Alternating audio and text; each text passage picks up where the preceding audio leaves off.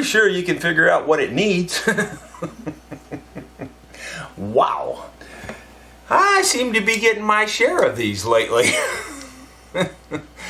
So there you go. It's a Washburn guitar. Model D10CE. D10CE. It's pretty simple, really. Well, I think it is. We have to match it up to see how much is missing. If everything's there, it's pretty simple. But if there's a lot missing, well, then maybe not so much. Yeah, maybe not so much. There's a lot missing, unfortunately. I'll look in the case and see if the other pieces are there. There's a big piece missing here, pieces missing here. Well, this might have to be a scarf joint. We may have to fix it that way. Doggone it anyway. I was hoping this was going to be a quick and dirty one, but maybe not. Might have to go deep in this. Well, I searched the case, and sure enough, there was a couple of pieces. There was this piece, which fills in a pretty big plug, and there's this piece, which fills in a pretty big plug. It still leaves a little bit of chip out right along in here, but that chip out is just mostly this veneer. I think we can glue this back. I think it'll hold, but I believe there's enough meat here that we can make this hold, and I think it'll be fine. It's not in grain exactly, it's kind of quarter grain. I think it'll be okay. It's always easy to do the simple thing first, the cheap way to go, and if it holds, great, we're a hero, and you know, we can fix it really cheap for the guy and get him back in business. If not, we'll have to go scarf joint route, and it'll be quite a bit more complicated. That looks real good. It fits very good, very tight. We'll clamp that down separately. We won't try to glue this all up at once until this has an hour or so to set, and then we'll try the rest of it.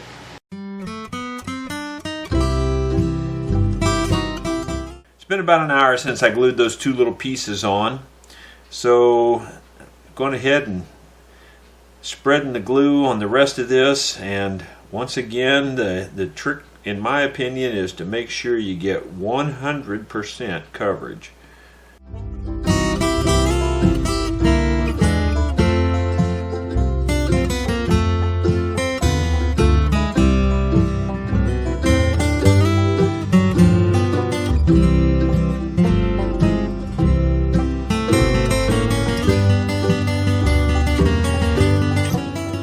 Well, that glued up good, took it off. I've wrenched on it and it feels solid. I don't think it's going to break again.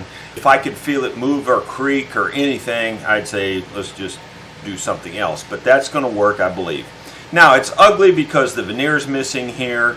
Now, we could go, you know, any direction on this. I could go complicated, cut this all out, route it out, put in an inlay of new veneer. That would probably look the best. Again, I don't think there's a reason to go that deep on this guitar. I mean, I'm not saying it's not, you know, a decent guitar. You know, you spend a ton of time and money to do it that way. We can do it pretty quick by just putting some filler in there, dyeing it, spraying it over, buffing it out, and it'll be pretty darn good. It won't be perfect. The other way wouldn't be perfect either. You'd still see a seam or something unless you really built up the finish. I just think that's the best way to go on this guitar. If it was a very high-end guitar with worth a lot of money, well then I would certainly do it different.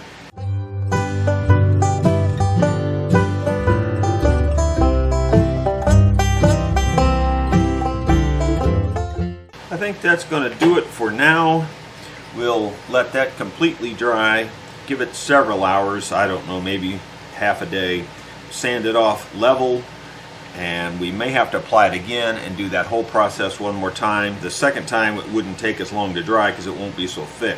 This Washburn's been sitting for a couple of days, so we know this putty is really dry now. That's a good thing because, you know, there's always shrinkage in that stuff. I've got some, I think this is 320, may only be 220, but I think it's 320. And anyway, I'm just going to go over it lightly. Not too worried about scratching the rest of this because we're going to have to put a clear over the whole thing and, you know, work on the whole thing. So I just want to try to get it a perfectly level surface before I try the staining. Now the negative of that is the staining will cause this filler to, you know, get rough again and stuff. So it's just a constant battle to try to make it come out nice. This is one case where you really do want to use a block of wood. You don't want to use your fingers, because your fingers will, that stuff there is softer and your fingers will eat into that and you'll have a dish down spot. Really flat. I don't see any low spots, so I think we might be done on that side for sure. Now on the back side here, you know, there's no flat surface, so all bets are off on this. You just got to do the best you can. But you can sand it too much. You want to quit at the right time. There's some roughness here, so I'm just going to keep working on this a little bit. I think that's it. Don't think I can do any better than that. Now what we'll do is see what we can do about matching this, and that's my weakness, obviously, is being colorblind, but I'll match it the best I can. It looks to be a kind of a dark brown to some sort of reddish color. You know, that's my best guess. It may just be brown. It may be more red. The reds are the hard colors for me to see, but I think there's some red in this, it looks like, but definitely browns. I've got my Phoebing's light brown. Now this light brown, everyone tells me all the time that there's a lot of red in it. So I'm just going to hope that it's already the right color. It may be pretty darn close already, and that's what I'm hoping for. You know, I'm not expecting a perfect match. If you are, then you're looking at the wrong channel. Wanted to try it on the back here first, obviously, because the front is going to be much more visible. When I wipe it off, it gets light, so I'm going to try to put it right back on and only put it on where it needs it. Tried this time not to let it spread out. You know what? I'm going to call that good. I don't know that I can make it much better than that if I tried. I'm going to try on this, and on this side it's even harder to tell because we've got the finish all scuffed up. On this side, actually this side, I can't tell if that's black or just a really dark brown. I kind of think it's black on this side. Guess I'll have to have my wife look at it because I really can't tell. It kind of looks like it might be black on this side, but a real dark red or a real dark brown, I can't tell the difference. So, but I know you guys can, and I know the dye will be different. So I can tell that's way too light compared to that for sure. Well, my wife came in and said that I screwed this all up. She said this is really red, or more red than I had. I had just brown, so I mixed some red and brown, and she said that matches it pretty close now, so it is what it is.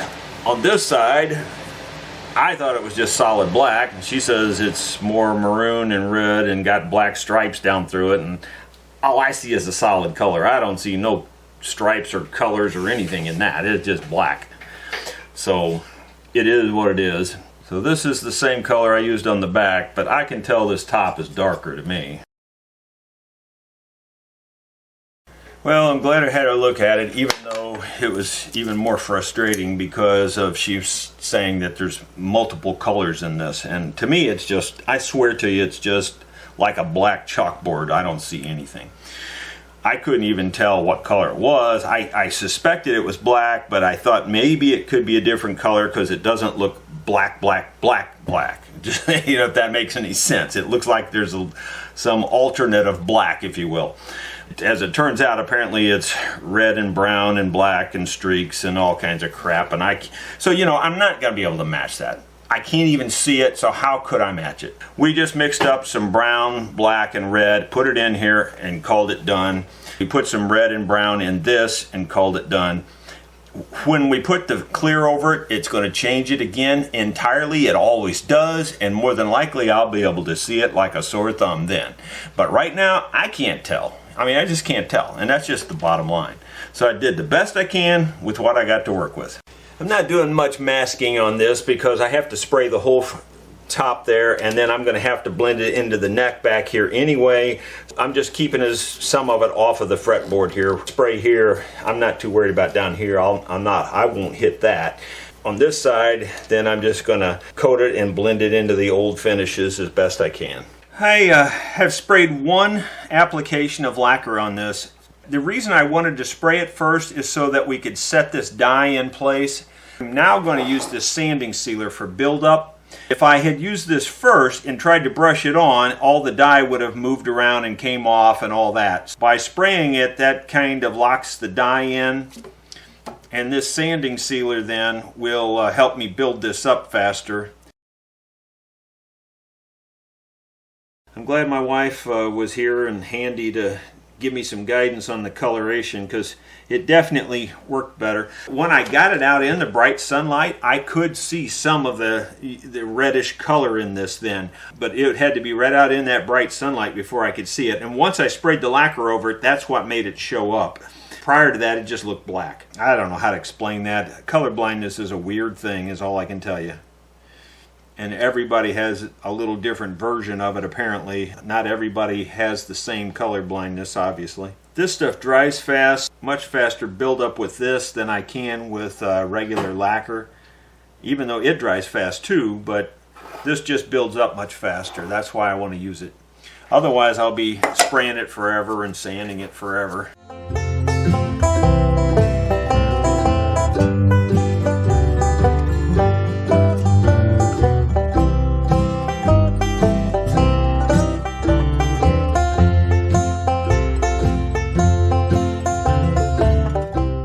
I wouldn't call it perfect, but I'd call it really good. On the back side here, you can see a few of the indentations and stuff. It would probably take another hour's work at minimum to fix that. That's another $60. I'm not knocking the guitar, but I mean, it's not a $10,000 guitar. So on a guitar like this, I think that's perfect. I don't see any reason to go any further.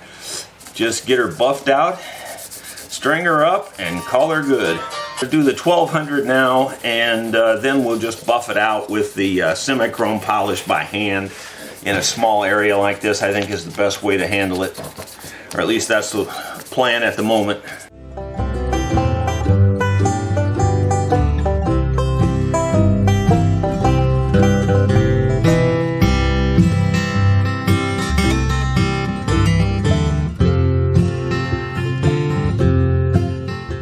I think we got it as good as it needs to go, and we're going to string her up now and see how it looks. Well, as luck would have it, every one of these screws is just crazy loose. They don't tighten up. I'm taking them back out and gonna have to just jam a toothpick down in every one of them, I guess. Probably one toothpick down in each one will probably be enough.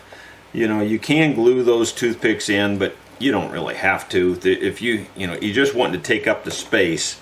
We're going to do that to every one of them, it looks like. Well, this Washburn is got a new antler saddle here, and I just double checked the action. I did lower this saddle about 50 thousandths below where it used to be. I just checked it, and at my 90 thousandths, it's actually sitting right at 100 thousandths, so it's about 10 thousandths high. So I'm going to take another 20 thousandths off of this, and we should be good to go. Well, this old Washburn is ready to live again. It's all fixed up. Its broken neck is all fixed. If you look close, you'll be able to see it, but you got to look pretty close. Even in this light in here, it's really hard to see.